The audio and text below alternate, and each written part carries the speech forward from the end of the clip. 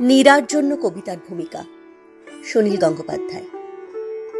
এই কবিতার জন্য আর কেউ নেই, শুধু তুমি নীরা। এ কবিতা মধ্যরাত্রে তোমার নিভৃত মুখ লক্ষ্য করে। ঘুমের ভিতরে তুমি আচমকা জেগে উঠে টিপয়ের থেকে জল খেতে গিয়ে জিভ কামড়ে এক মুহূর্ত ভাবলে, কে তোমার কথা মনে করছে এত রাত্রে? তখন আমার এই কবিতার প্রতিটি লাইন, শব্দ, অক্ষর, কমা, ড্যাশ, রেফ ও রয়ের ফুটকি সমেত ছুটে যাচ্ছে তোমার দিকে। তোমার আধো ঘুমন্ত নরম মুখের চারপাশে, এলোমেলো চুলে ও বিছানায় আমার নিঃশ্বাসের মতো নিঃশব্দে এই শব্দগুলি, এই কবিতার প্রত্যেকটি অক্ষর গুনিনের বাণের মতো শুধু তোমার জন্য। এরা শুধু তোমাকে বিদ্ধ করতে জানে। তুমি ভয় পেও না, তুমি ঘুমো। আমি বহু দূরে আছি, আমার ভয়ঙ্কর হাত তোমাকে ছোঁবে না।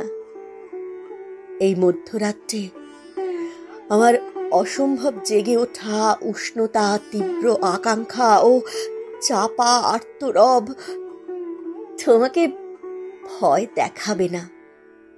আমার সম্পূর্ণ আবেগ শুধু মোমবাতির আলোর মতো ভদ্র, হীন। শব্দ ও অক্ষরের কবিতায় তোমার শিয়রের কাছে যাবে। এরা তোমাকে চুম্বন করলে তুমি টের পাবে না। এরা তোমার সঙ্গে সারা রাত শুয়ে থাকবে এক বিছানায়, তুমি জেগে উঠবে না। সকালবেলা তোমার পায়ের কাছে মরা প্রজাপতির মতো এরা লুটোবে। এদের আত্মা মিশে থাকবে তোমার শরীরের প্রতিটি রন্ধ্রে, চিরজীবনের মতো। বহুদিন পরে তোমার সঙ্গে দেখা হলে ঝর্ণার জলের মতো হেসে উঠবে, কিছুই না জেনে। নীরা, আমি তোমার অমন সুন্দর মুখে বাঁকা টিপের দিকে চেয়ে থাকবো। আমি অন্য কথা বলার সময় তোমার প্রস্ফুটিত মুখখানি আদর করব মনে মনে। ঘর ভর্তি লোকের মধ্যেও আমি তোমার দিকে নিজস্ব চোখে তাকাবো। তুমি জানতে পারবে না।